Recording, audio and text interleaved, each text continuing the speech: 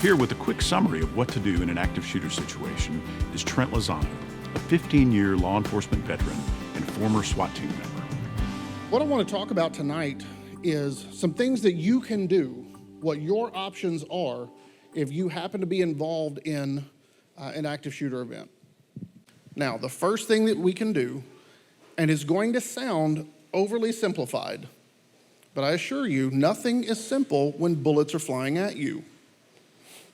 So the first thing that you can do is evacuate. Run. If you cannot escape or you have some sort of limitation or barrier that keeps you from being able to escape, the next best option is to hide and barricade yourself in a position. Obviously, evacuation is preferred, but if you can't evacuate, then you want to hide and barricade. If hide and barricade didn't work and the shooter actually makes it back around to you, you're down to your last option now, and that is fight.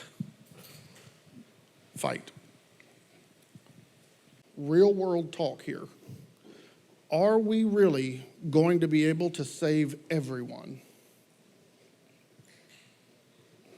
No. If there was a way that we could save everyone, we would have figured it out by now. Our goal has got to be to minimize the number of casualties, okay? One of the things that we can do will actually begin before an event even starts. So you go into this place, one of the first things that you can do is start looking around and seeing what is there, seeing what's available, seeing what's there, seeing what's not there. There's three main things that I recommend making special attention to. Pay attention to them especially. Number one, alternate exits. Always look for alternate exits. Everyone in there is going to know where the main entrance is because they all used it. And if an active shooter event occurs, they're all going to go right back out the same way they came in. It would be very beneficial for you to know where some other options are that maybe will have less competition to use them. The second thing is, where are the restrooms located? And do they have an external lock on them? Many current buildings or modern buildings will have an external lock on the main door to the restroom.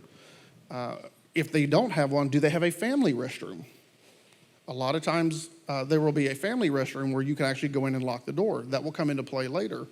But you can actually fit quite a few people in there, lock the door, and still be able to deny access to a threat. The last thing that I recommend everybody look for is a fire extinguisher. Pay attention to where those are. That can come in real handy later, and I'm going to touch on that in just a little bit.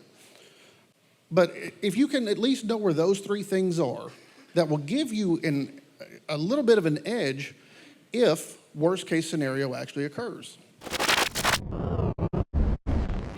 From Columbine to Sandy Hook, from Virginia Tech to the Navy Shipyards, from Orlando to San Bernardino, the phrase active shooter has become all too common.